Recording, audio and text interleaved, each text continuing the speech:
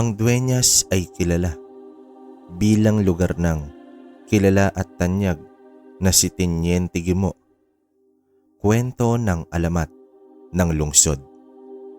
Ang Teniente ay isang salitang Espanyol para sa tenyente dahil ayon sa kwento, ang isang lalaking nagngangalang Guimo ay ang Teniente del Barrio o kilala ngayon bilang barangay chairman ng lugar.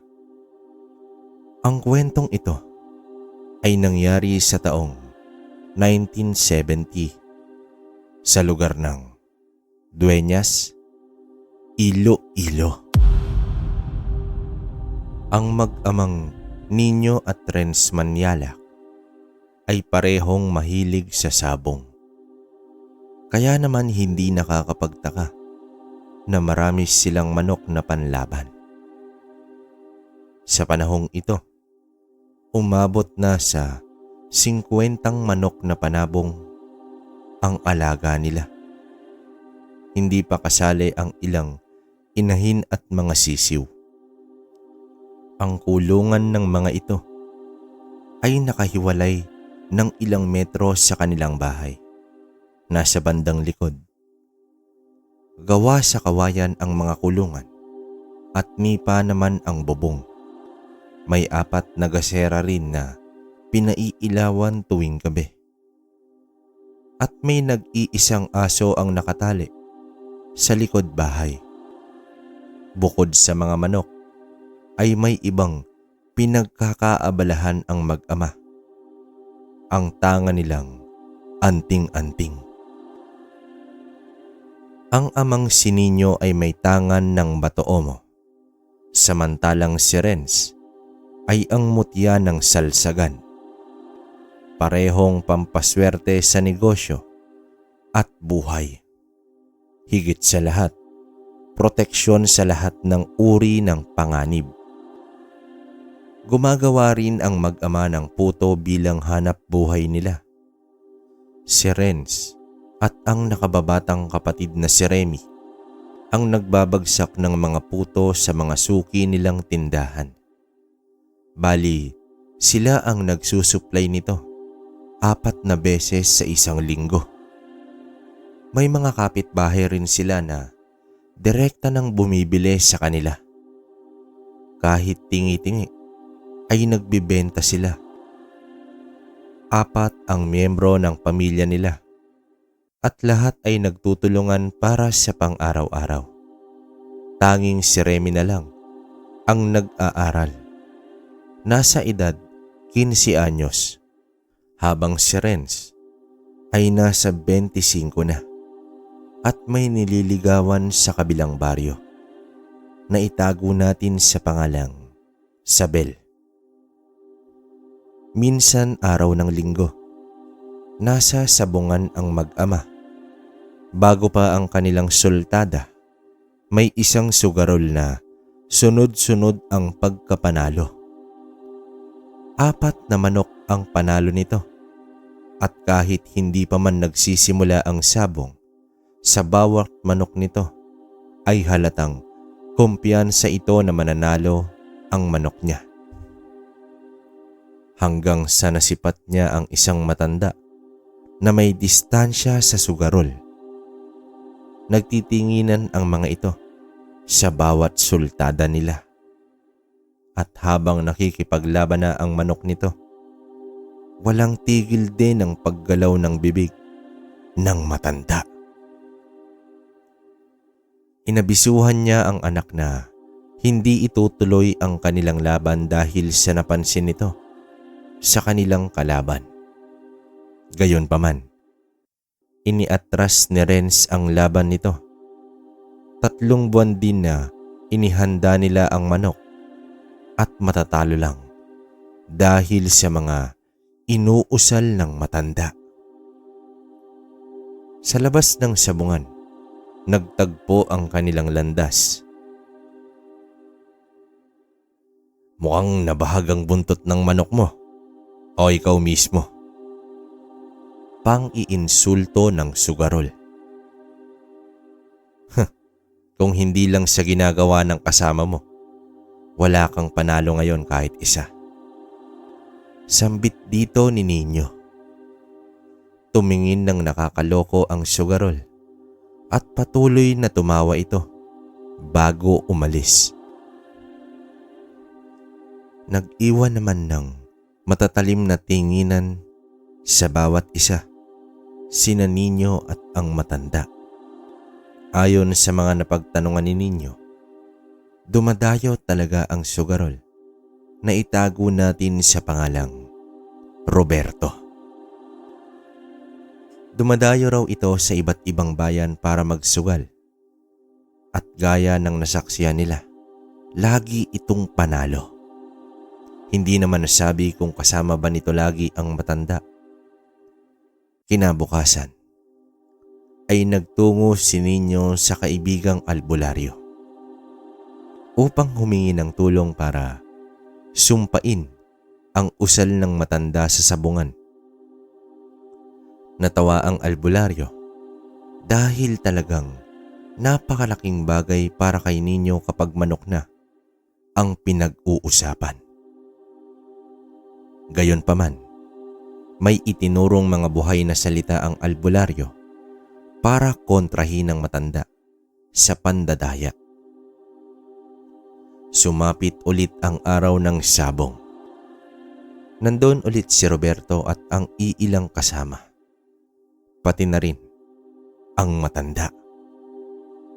Sa umpisa ng laban ay panay ngiti lang si Roberto habang nag-uusal ang matanda.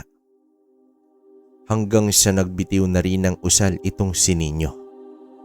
At agad tumarak ang tari sa dibdib ng manok ni Roberto. Napatayo ang sugarol at nahiampas ang suot nitong sombrero dahil agad napatay ang kanyang manok. Lumibot ang tingin ng matanda hanggang sa magtagpo ang kanilang paningin.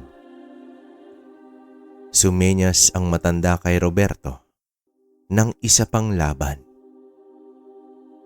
Ganoon ulit ang nangyari. Talo na naman si Roberto. Sumama na ang tingin ng matanda kay Nino. Sa araw na iyon ay hindi sumali sa sabong si Nino.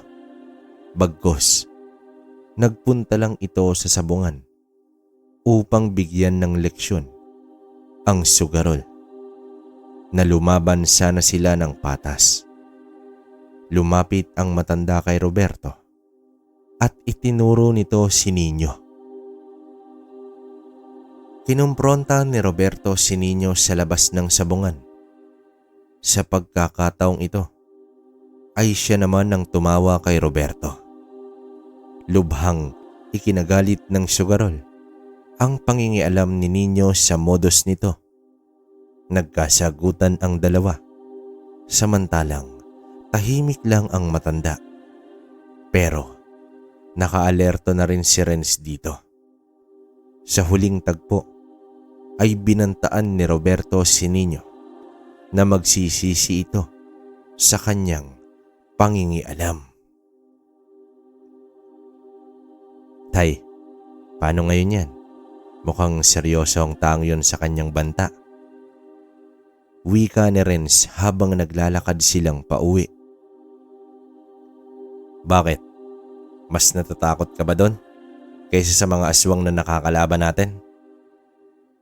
Tugon ng ama. Tumahimik na lang ang binata dahil may punto nga naman ang kanyang ama. Naghiwalay ng daan ang mag-ama dahil may sisingilin pa si Renz sa pinaglagakan nito ng mga puto. Kaya nauna nang umuwi ang ama. Habang nakikipagkwentuhan si Renz sa may-ari ng tindahan ay nasipat niya ang matanda na kasama ng sugarol na nakatingin sa kanya sa di kalayuan. Binalak niya itong puntahan, ngunit umalis agad ang matanda sa kinatatayuan nito. At nang binaybay na Renz ang daan pauwi, may bahagi ng daan na maraming puno at walang kabahay-bahay sa lugar. Mula sa tagiliran ng kanyang mata ay may nasisipat siyang tao na nagkukubli sa puno. Agad niya itong nilingon, subalit wala naman siyang nasilayan dito. Hanggang sa nangyari pa ito ng ilang beses. Sa huling pagpaparamdam nito, ay agad nagpakawala ng tigal po si Renz hanggang sa nakita niya ang kalahati ng katawan ng matanda na nasa likod ng puno. "Hoy tanda, harapin mo ko," sigaw dito ni Renz. Ngunit ngumisi lang ito na parang isang demonyo. Kaya agad tumakbong sumugod si Renz dito, kaso agad nawala ang matanda. Sa pagdating niya sa bahay, ay agad niya namang inilahad sa ama ang nangyari. Sinabihan niya ang anak na maghanda dahil tiyak sasalakay iyon pagsapit ng gabi. Nagkasundo ang mag-ama na magsalitan ng tulog. Si Renz muna ang nagbantay sa paligid. Nakahanda na rin ang kanyang sundang. Nakaupo lamang ito sa balkonahe at walang ilaw. Sinadya niya kasi na hindi sindihan ng gaserang nasa balkonahe. Pagsapit ng alas 11 ng gabi, biglang tumahol ang kanilang aso na nasa likod bahay. Agad nagtungo ng kusina si Renz at doon sa pinto sa likod, marahan niyang sinipat ang labas. Nakita niya ang matanda na nakasalakot. Nakatayo ilang metro ang distansya sa kulungan ng mga manok. Inaabangan ni Renz kung ano ang gagawin nito habang walang tigil ang pagtahol ng aso. Dahilan upang magising si Nino. Nang lumabas ng silid ang ama, ay nasipat nito si Renz na nakatayo sa pinto ng kusina at sumisilip sa labas. Marahang lumapit ang ama at inalam ang sitwasyon. Ilang minuto nang nakatayo ang matanda at naiinip na si Nino dahil wala pa rin itong ginagawa. Kaya nagdesisyon si Nino na lumabas at tuluyang harapin ang matanda. Mabilis itong naglakad at sa paglapit niya sa matanda, laking gulat ni Nino na isa lang pala itong katawan ng saging na nakatarak sa lupa ng patayo. Sa galit ni Nino, ay pinagtataga niya ito. Nang makabalik na sila sa loob ng bahay, sinabi ni Nino na isang manggagaway ang matanda. Kaya nitong gumawa ng ilusyon at mga bagat kaya dapat mag-ingat sila. Pero itay, bakit ayaw tumigil ng aso natin sa kakatahol kung saging lang pala yon? Pagtatakang tanong dito ni Renz. Sumagot naman ang ama na nasa malapit lang ang matanda at nakatanaw lang ito sa kanila. Pero nararamdaman ito ng aso kaya ayaw nitong tumahimik.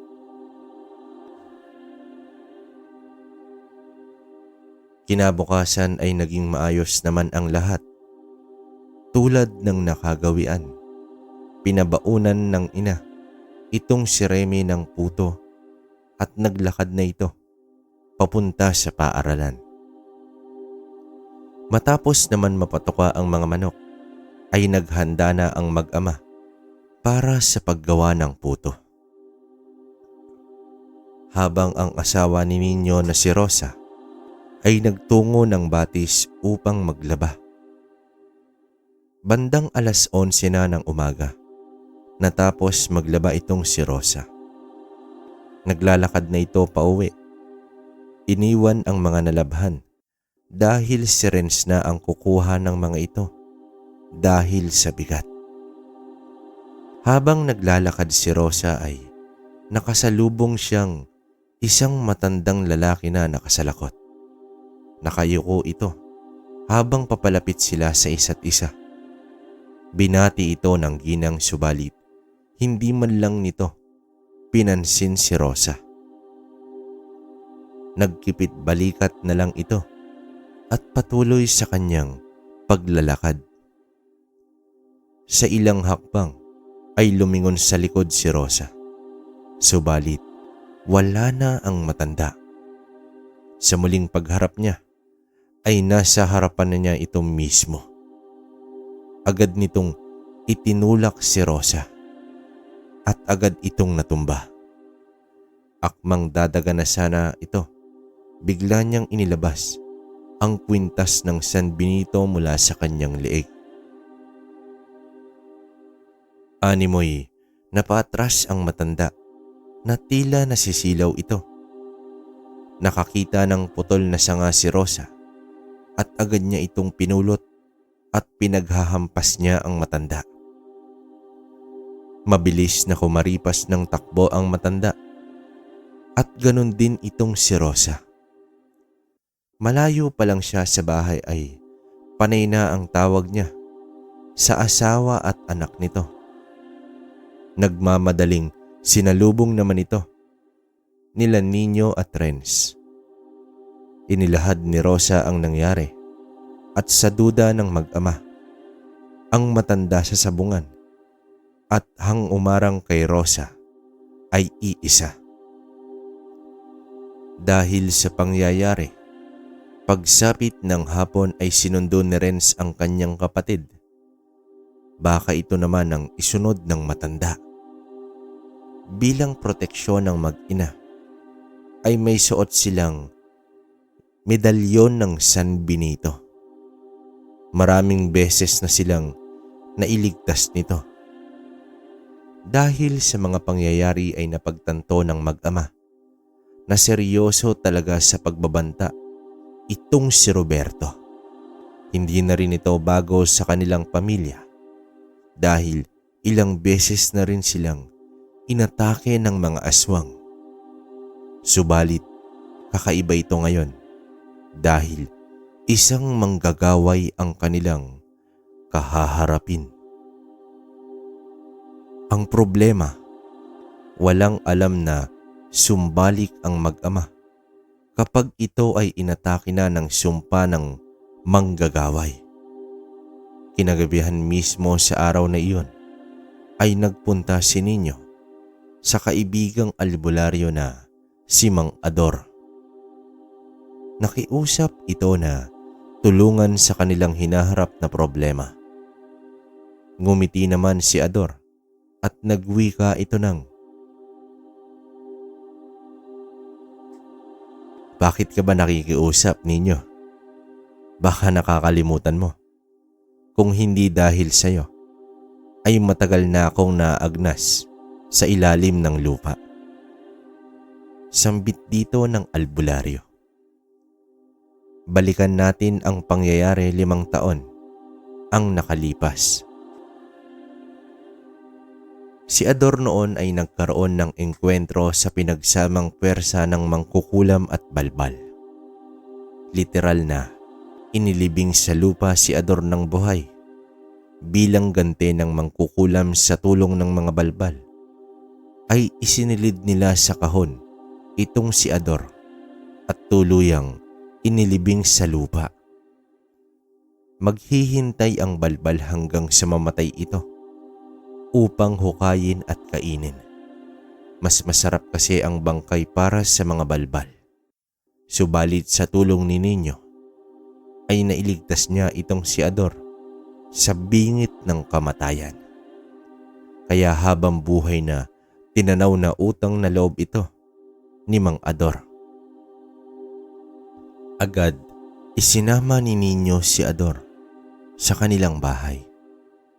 Sa espiritual na estado ay si Ador na ang bahala, samantalang sa pisikal naman ang mag-ama. Sa pagdating nila ay nakahanda na ang hapunan Isang oras ang lumipas. Nag-umpisang dasalan ni Ador ang buong bahay bilang proteksyon sa salamangka ng manggagaway. Inabisuhan rin niya sina Rosa at Remy na sa oras na umatake na ang manggagaway ay hahampasin nila ng buntot pagi ang mga dingding ng bahay upang hindi makapasok ang salamangka nito. Pinaghahanda naman ng panlaban ang mag-ama sa posibleng mga maligno na alipores ng matanda. Sumapit ang 11:00 ng gabi.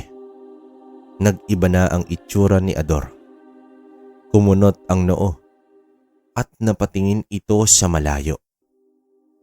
Naramdaman na nito ang mabigat na presensya ng manggagaway.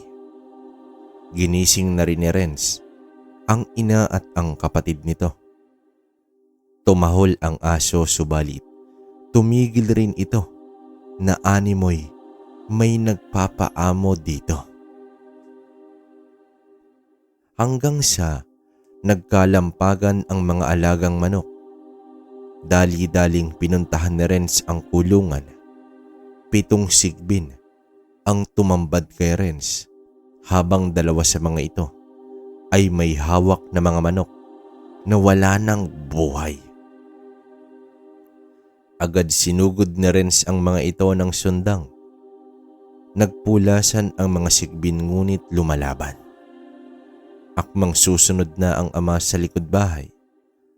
May nasipat naman ito ng napakaraming tiyanak na mabilis gumapang at umatake sa kanya. Ang iba ay tumatalon at dumikit na sa kanilang dingding. Sumenyas naman si Ador sa mag-ina na ihampas na ang buntot ng pagi. Sa bawat paghampas ng mag-ina ay tumitilapon ang mga nakakapit na tiyanak sa kanilang dingding. Tila hindi naman naubos ang mga tiyanak na umaatake sa kanila. Pilit na hinahanap ni Ador kung nasaan ang manggagaway hanggang sa natagpuan niya ito sa isang burol na nagbibigkas ng mga engkantasyon para sa mga maligno at mga sigbin. Ipinagbigay alam naman niya ito kay Ninyo. Sige na Ninyo, puntahan mo na siya. Kami na ang bahala rito. Sigaw dito ni Ador. Agad nagtungo ang antingero sa nasabing burol at kitang-kita nga niya ang matanda na nagkukumpas ng kanyang tungkod sa hangin. Marahang lumapit si Ninyo at pagapang na umakyat sa burol. Mula sa likuran ay isang napakalakas na suntok ang tumama sa likurang parte ng ulo ng matanda. Sa tindi ng suntok ay napasubsob ang matanda sa lupa. Dito niya nabitawan ang tungkod. Hindi nakagalaw ang matanda sa tindi ng tama. Pinulot ni Ninyo ang tungkod. Tsaka ito binali at ito ang ginamit niyang pangsaksak sa lieg ng manggagaway. At ang isang bahagi nito ay itinarak niya sa likod ng matanda. Dito na bumulwak ang dugo sa bunganga ng matandang manggagaway. Samantalang ang mga nilalang na umaatake sa kanilang pamamahay ay biglang nagsipulasan at naglaho. Maliban sa mga sigbin, isinara ni Renz ang kulungan ng mga manok at naiwan sa loob kasama ang 3 pang sigbin na natitira. Sa pagkakataong ito ay binitawan na ni Renz ang sundang. Pinatunog ang kamao at mano-mano niyang inatake ang mga sigbin. Sa galit nito dahil sa 2 manok panabong ang ginitil ng mga ito, ay hinawakan niya sa leeg ang 2 sigbin at pinaghahampas ito sa lupa. Hinahambalos niya rin ito kapag sumusugod ang isa pang sigbin. Pareho ng lupaypay ang mga dalawang sigbin at isa-isa niya itong pinugutan ng ulo. Sumapit ang araw ng linggo. Muling nagkita sina Nino at Roberto sa sabungan. Subalit, laking gulat ni Nino dahil kasama nito ang matanda. Alam niya sa sarili na napaslang niya na ito nakaraang gabi. Ngumiti ng nakakaloko si Roberto. Sa inis ni Nino ay lumabas ito ng sabungan at nagtungo kay Mang Ador. Ayon sa albularyo, marahil isang ilusyon lang ang nilabanan ni Nino. Ibig sabihin, hindi basta-bastang manggagaway ang kinakalaban nila. Lumipas pa ang mga araw at linggo. Naging tahimik naman ang buhay ng mag-anak. Wala nang pangangambala ang nangyari. Hanggang isang umaga, nanlumo na lamang si Renz dahil lahat ng mga alagang manok, pati ang aso ay natagpuan nitong wala ng buhay. Nadatnan ni Nino na nakaupo na lamang sa lupa ang kanyang anak. Napasigaw at napamura si Nino sa kanyang natuklasan. Ang matandang manggagaway ang naisip nila na may kagagawan nito. Subalit, walang ibang lugar na alam si Nino na matatagpuan ang matanda, kundi sa sabungan lamang. Kaya maiging naghintay ang mag-ama sa araw ng linggo. Inabangan nila ang matanda, subalit hindi ito kasama ni Roberto. Nasaan ang matandang kasama mo, Roberto? Matapang na tanong dito ni Nino. Aba, hindi ko alam. Lokong sagot ng sugarol. Dahil dito ay agad niyang sinuntok si Roberto. Tuluyan itong bumulagta sa sahig. Agad din na nakipagbuno ang mga kasama nito kay Nino, subalit hindi nila kinaya ang lakas ng antingero. Makalipas ang ilang araw, ay wala pa ring pagpaparamdam ang manggagaway hanggang sa may nabalitaan sila na may mga sinasalanta din ng mga alagang hayop sa kanilang baryo, pati na rin sa mga karatig nito. Ubos at walang itinitira. Napaisip tuloy si Nino kung ang manggagaway pa rin ba ang may pakana nito. Tila hindi ito gawain ng isang manggagaway. Bagkus, gawain ito ng mga aswang. Isang gabi, may nasipat si Renz na mga animoy aso na naglalakad sa kanilang labas. Agad nitong ginising ang ama. Sa pagsipat ng ama sa mga nilalang, nakilala niya agad ito na mga aswang lakat. Kinuha niya ang buntot pagi habang sundang naman kay Renz. Inabisuhan niya rin si Rosa na puntahan itong si Remy at samahan sa kanyang silid. Lumabas ang mag-ama sa bahay at nakahanda ng makipaglaban sa mga aswang. Mukhang mapapalaban tayo ngayon ng matindi, Renz. Wika ng ama nang makita nito ang napakaraming aswang sa paligid. Nang may kumalabog sa bubong nila, napaka-agresibo ng aswang dahil agad nitong pinagkakalmot ang yero. Binato naman ito ng tigalpo ni Nino habang ang iba pa ay sumugod na sa kanila. Nakipagbuno na ang mag-ama sa sandamakmak na mga aswang. Habang abala ang mag-ama, pilit naman na sinisira ng iilang aswang ang bahay nila. Mabuti na lang dahil tumatalab pa ang proteksyon na ginawa ni Mang Ador sa kanilang bahay. Sa bawat hampas ng mag-ina sa dingding ay tumitilapon ang mga aswang. Subalit hindi ito namamatay. Kaya pilit rin silang bumabalik sa pag-atake. Gayunpaman, parang natutuwa pa si Remy sa ginagawa nila. Kaya pinandilatan siya ng mata ni Rosa. Sa katunayan, napapagod na rin si Rosa sa ginagawa. Kaya kumuha ito ng maraming asin. Lumabas ng bahay at sinabuyan ang mga aswang. Agad nangisay ang nasasabuyan ng asin dahilan sa pagkapaso ng mga katawan nito.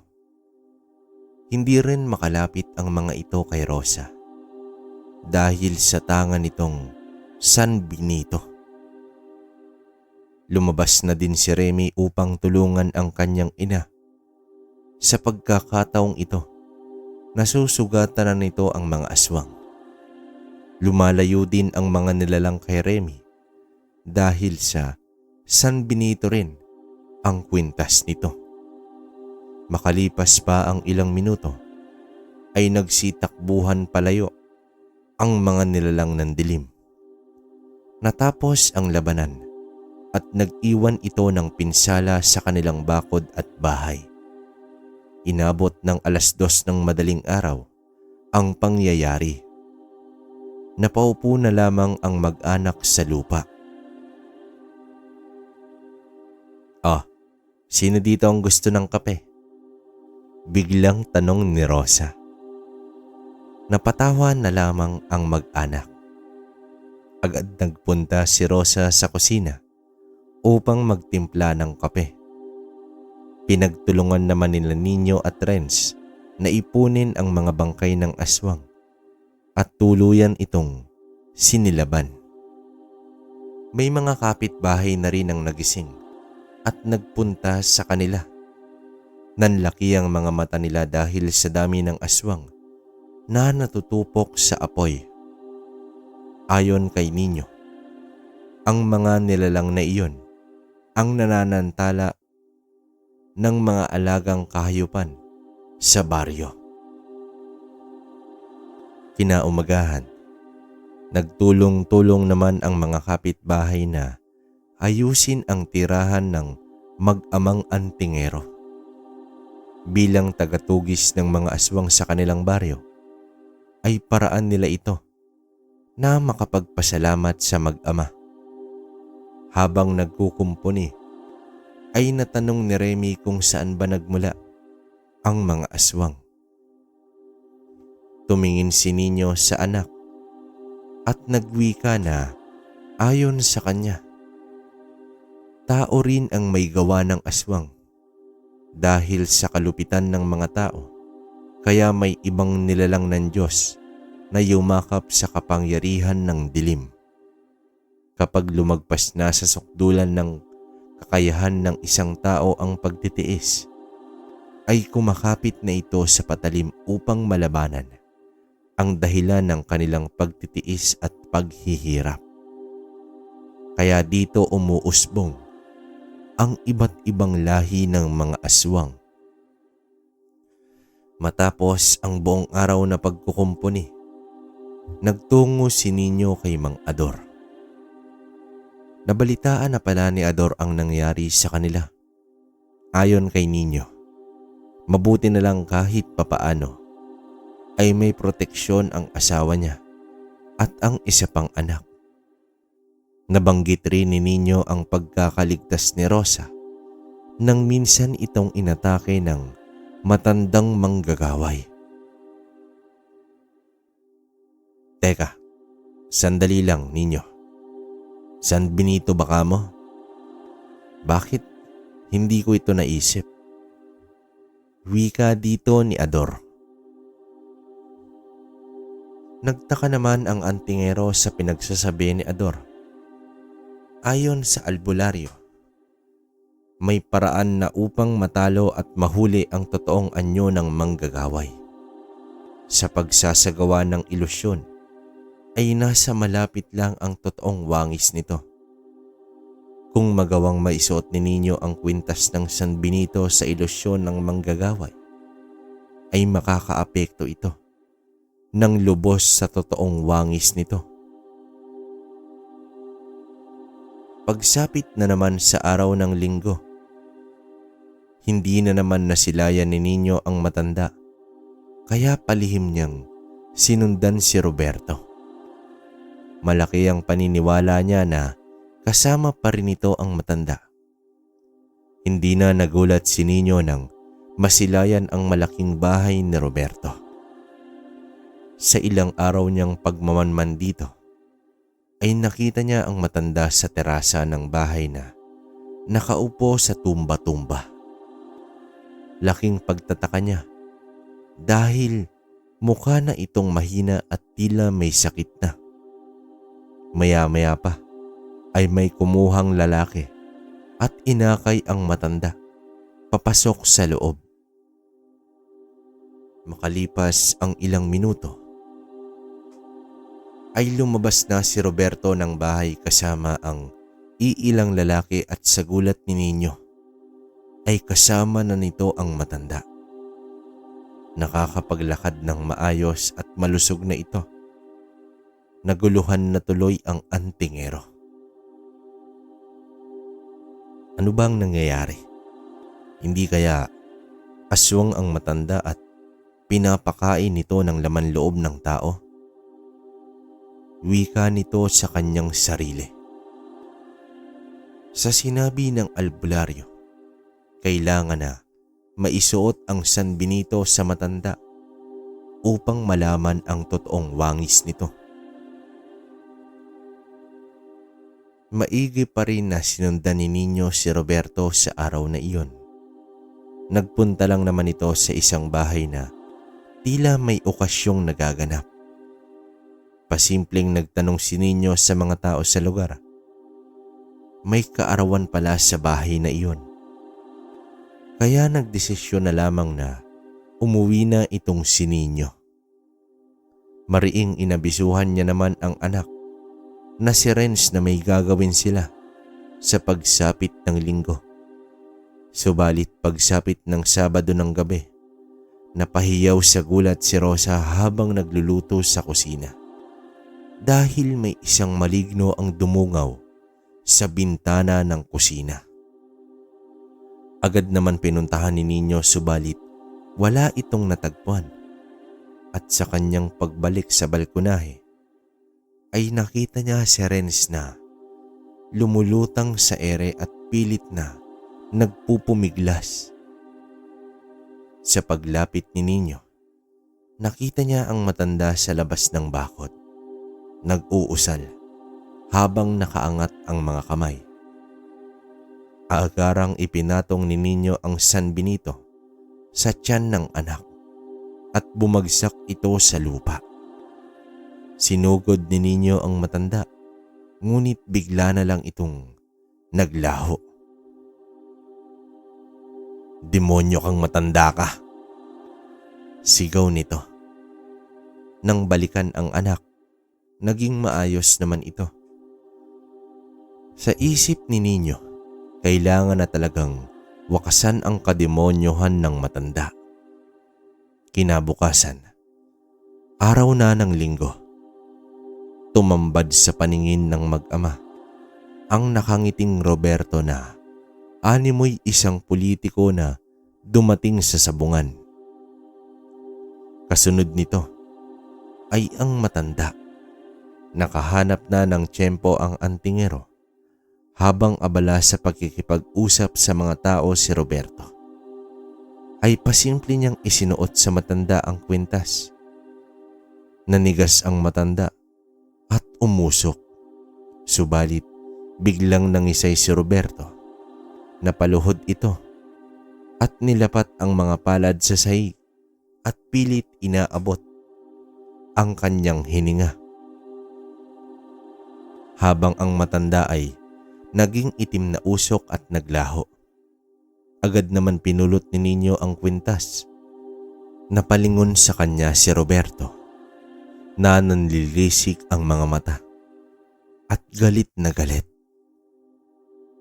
"Ikaw pala ang tunay na wangis ng manggagaway, Roberto." Sambulat dito ni Nino. Napangisi si Roberto at biglang naglaho. Isinangguni agad ng antingero kay Mang Ador ang mga pangyayari at napangiti naman ang albularyo. Ayon dito, ngayon nakilala na nila ang tunay na manggagaway ay hindi na siya mahihirapan na kontrahin ito. Kinagabihan mismo sa araw na iyon ay sumugod ang tatlo sa bahay ni Roberto. Kumatok si Ren sa bakod at nang may lumabas ay sinunggaban niya agad ito. Pumasok naman silang tatlo at nagpalipad hangin agad ang matanda. Ikinalat nito ang harang sa buong bahay upang walang makalabas. Sa pag-apak nila sa magarang bahay ay bigla itong nagbago at naging napakasukal na kagubatan. Lumitaw sa harapan nila si Roberto kasama ang sandamakmak na mga maligno. Inutusan nito ang mga kampon na patayin ang tatlong mapangahas. Nakipagbuno ang mag-ama sa mga maligno. Samot-sari ang mga itsura ng mga ito, habang si Ador naman ay hinarap ng tuluyan si Roberto.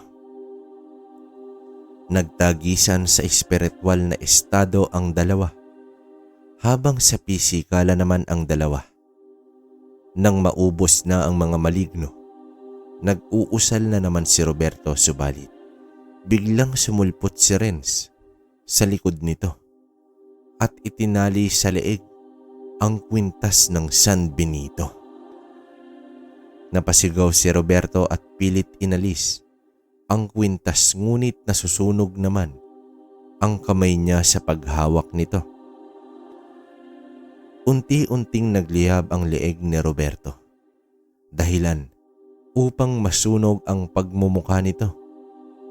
Kitang-kita ng tatlo ang pangingisay ni Roberto, habang bungo na lamang ang ulo nito. Di naglaon ay tuluyan ng naagnas at naging abo ang katawan ng manggagaway. Nagbunyi ang tatlo sa pagkapanalo. Sa wakas ay matatahimik na rin ang kanilang buhay. Makalipas ang ilang araw, umuwi si Nino na may dalang inahing manok. Natuwa naman si Renz dahil umpisa na ito sa pagbabalik nila sa manukan. Pinadasalan din nila sa albularyong si Mang Ador ang kulungan ng mga manok. Sa pagkakataong ito ay magkakaoras na si Renz sa panunuyo niyang muli kay Isabel.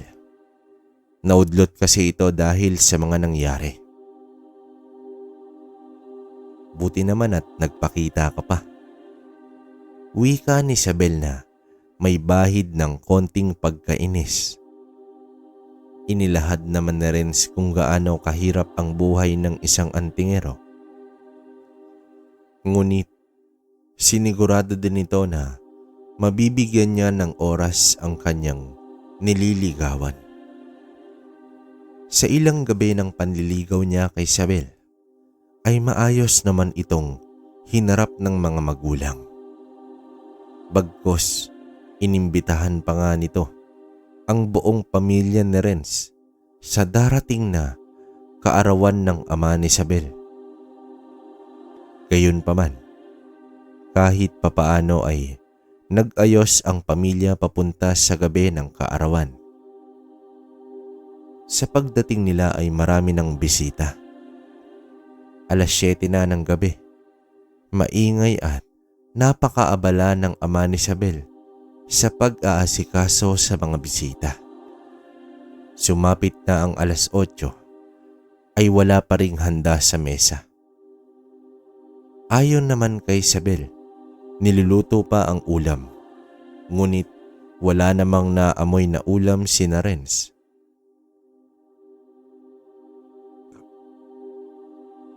"Renz, mukhang iba ang kutob ko dito." Bulong ng ama. "Dito na ako lumaki sa Dueñas. Pero kahit ni isa sa mga bisita ay wala akong kilala." Dagdag pa ng ama nito. Nakuha agad ni Renz ang ibig sabihin ng kanyang ama. Subalit, sa kalooban nito ay namutawi ang lungkot sa puso ng binata. Konting ebidensya na lang, mapapatunayan na ang babaeng iniibig nito ay isa palang aswang. Inalerto na rin ninyo sina Rosa at Remy. Ang akala ng mga aswang ay mabubusog na sila sa gabing iyon. Makalipas ang ilang minuto ay nagbigay ng inumin ang ina nitong si Isabel. "Pagpasensyaan nyo na ang kukupad ng mga tagaluto ko. Kaya uminom muna kayo. Gawa sa katas ng prutas yan." Wika ng kanyang ina. Bilang pag-iwas sa inumin, ay pinansin ni Rosa ang mamahaling kwintas ng ginang. Alam mo ako din, may kwintas. Minana ko pa sa lola ko. Gusto mong makita?" Tugon dito ni Rosa. Tumango naman ang ginang at nagwika na nais niyang makakita ng lumang alahas dahil mas malaki na ang halaga nito.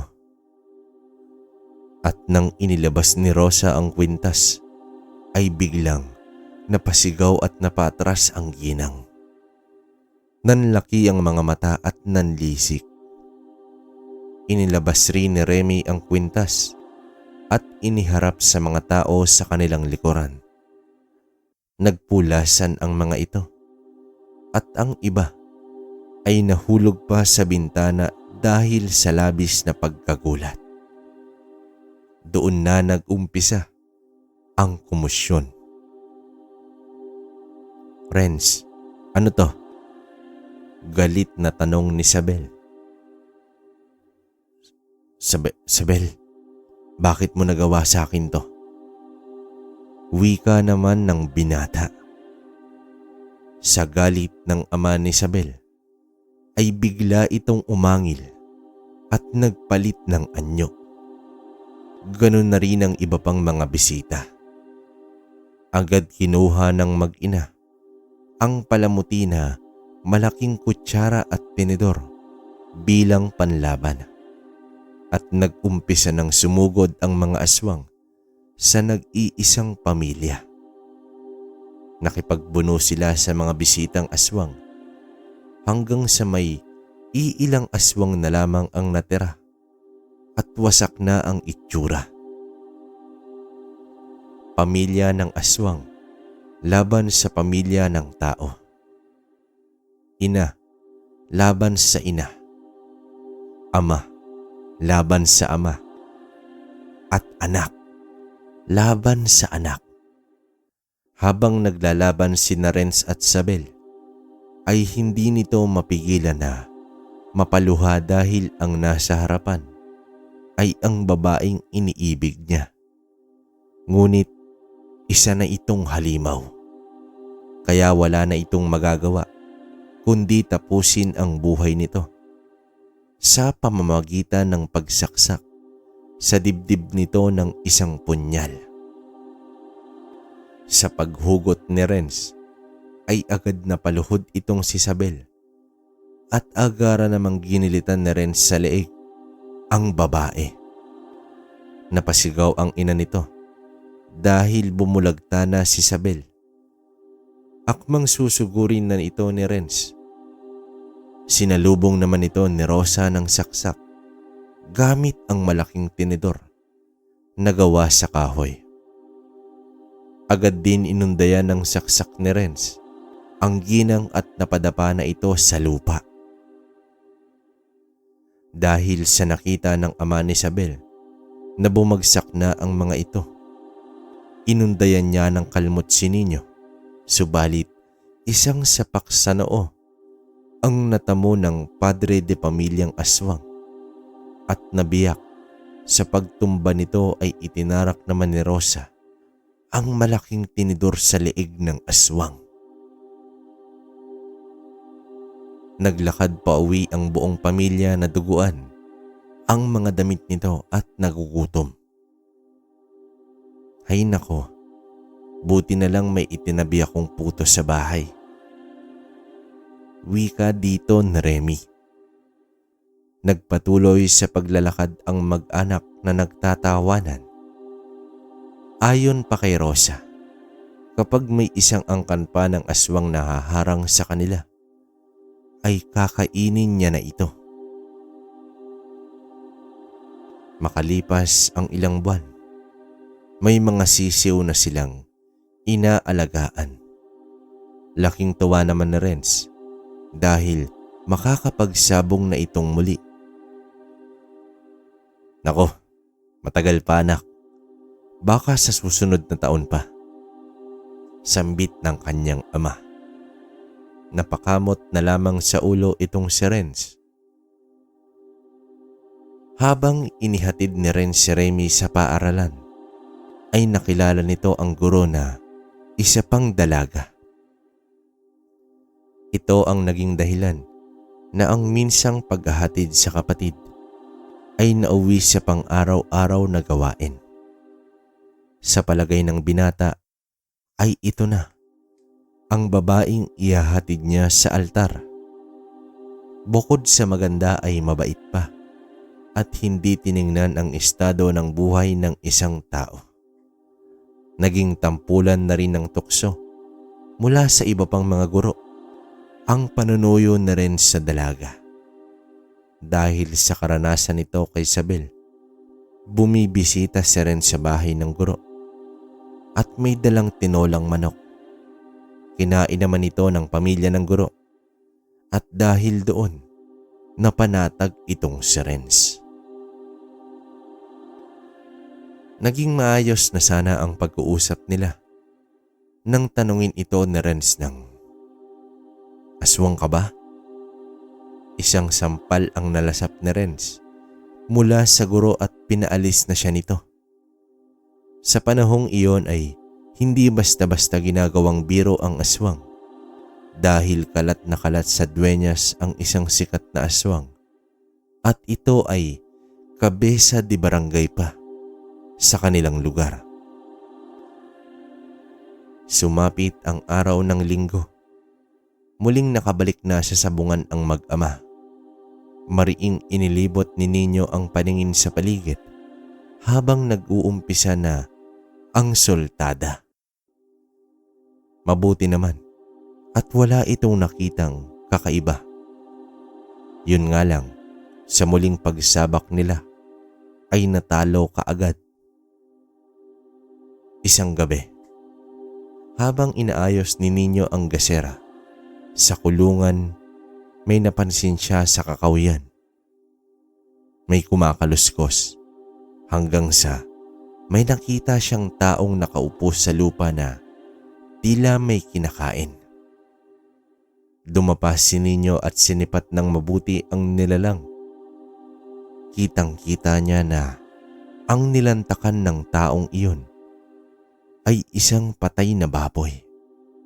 Nagtunugan ang mga ngipin ng antingero. Tumayo ito at sinugod ang aswang. Nagpangbuno sila nito, isang abwak. Agad itong nagpalit anyo bilang bayawak at sumuot sa damuhan. Napatingin na lamang ang antingero at muling inihanda ang sarili sa panibagong labanan na haharapin.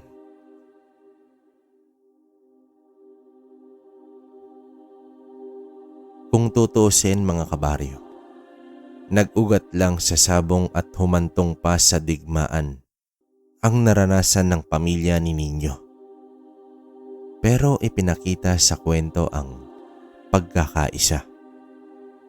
Sa kahit anong unos at pagsubok, kung magkakaisa lamang ang bawat tauhan sa isang pamilya, ay tiyak malalampasan din ang anumang delubyo ng buhay. Ang kwentong ito ay isa lamang sa mga nakatagong katotohanan sa likod ng sinasabing alamat ng duenyas. Hanggang dito na lang ang kwento mga kabaryo. Naway may natutunan kayo sa karanasan ng mag-amang antingero.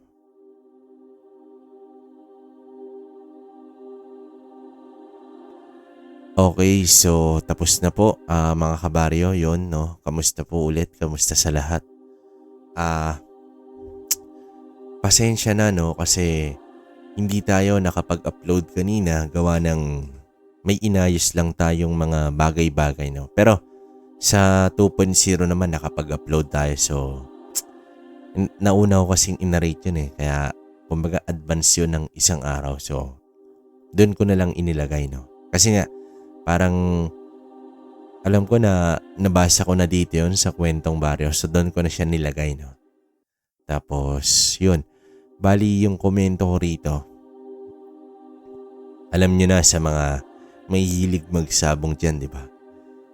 Siguro hindi naman lahat pamilyar, no? Kasi nga iilan lang din yung nakakaalam at marunong sa sabong, no? Pero grabe to, no? Okay din talaga na talagang pagmamasdan mo. Kasi nga minsan may mga pagkakataon na parang sa tingin mo dinadaya ka na pero ang totoo pala, kumbaga kagaya ng ginawa ng matanda, may inuusal habang lumalaban yung manok nila ni Roberto, no? So grabe yun. Talagang isang malaking pandaraya, no? Chope kung tawagin. Tama ba sa mga sabungero dyan? Kasi daig pa nito yung parang lason sa tari. Sorry. Parang daig pa nito yung lason sa tari, no? Kasi isipin mo ang laki lagi ng lamang lalo na kung gagamitan mo ng mga ganong ritual, di ba? Bali, hindi ko lang din alam kasi may mutyatong mag-ama si Nino kasi Batoo mo tapos itong anak niya naman mutya ng Salsagan. So, inisip ko parehas naman na malakas, no? Pagdating sa negosyo, ewan ko lang kasi kung sa sugal, no? Feeling may ganun kasi kabaryo sa mga hindi nakakalam. Bali, kung sakali na ang tangan mo is mutya ng bigas, di ba? Tapos, palagay natin na buhay yung mutya ng bigas.